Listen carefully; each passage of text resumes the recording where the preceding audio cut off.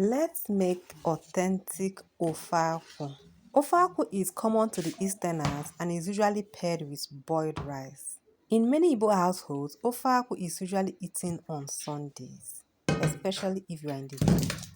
Ofeakwu, whenever cooked properly, does not fail.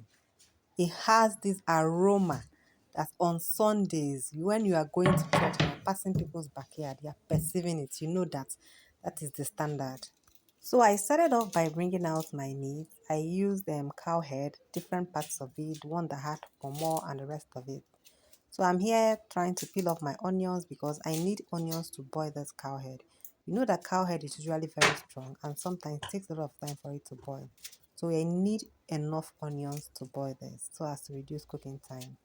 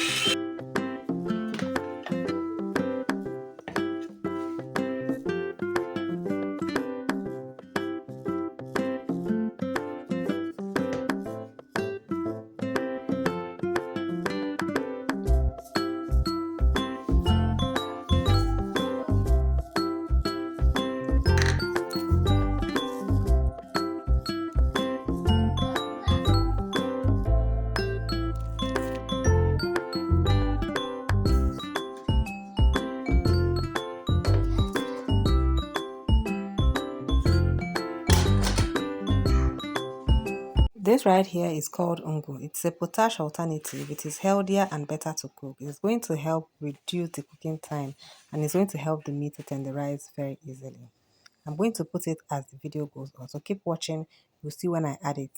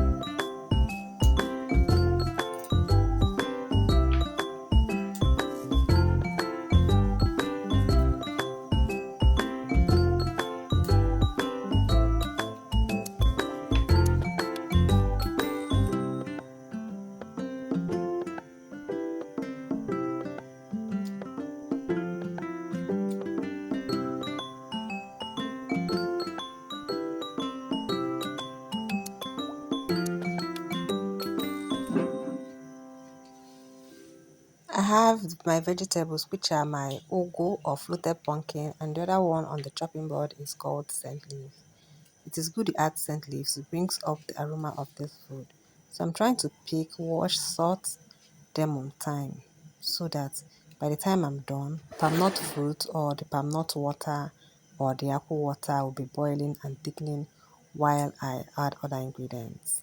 A quick reminder here, if you are using your palm nut juice or if you're processing it from scratch, you're not using the tin one or the one you bought on the shelf. If you get your palm fruit yourself and you're processing the juice yourself, ensure that the juice you're going to use for the ofeakwu, it's going to be thick. This will reduce your cooking time because if the water is very, very light, when it will take so much time to cook and to thicken as well.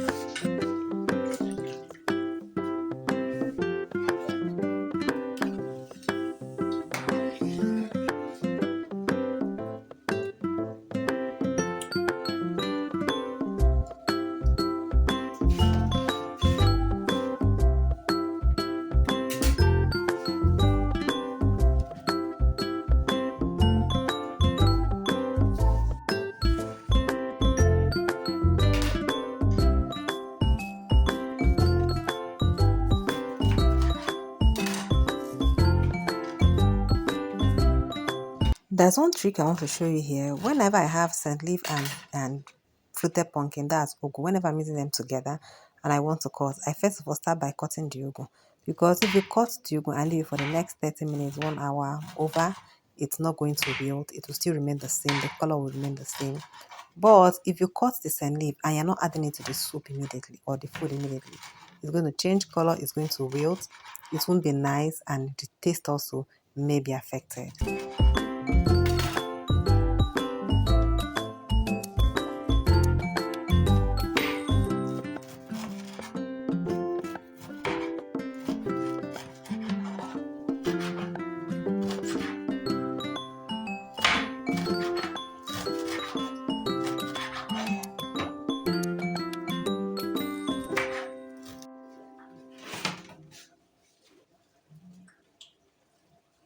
At this point, I'm done with yoga. This is me picking and arranging the scent leaf so that I can cut this.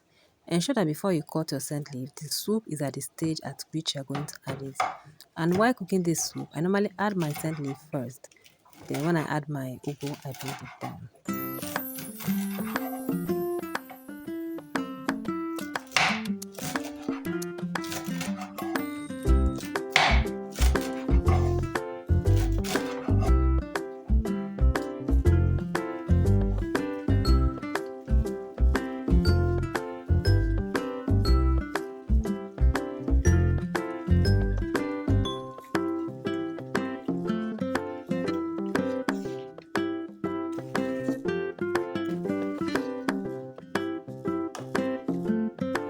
You can see the level of thickness of the soup.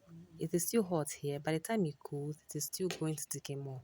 I like mine this way so that when it cools down, it doesn't become extra or too thick. So you can pair this with your hot steaming rice. White rice goes well with this. Guys, this soup tasted really amazing. Anybody that eats this food knows that it's a 10 over 10. So please like, subscribe, and share. Bye.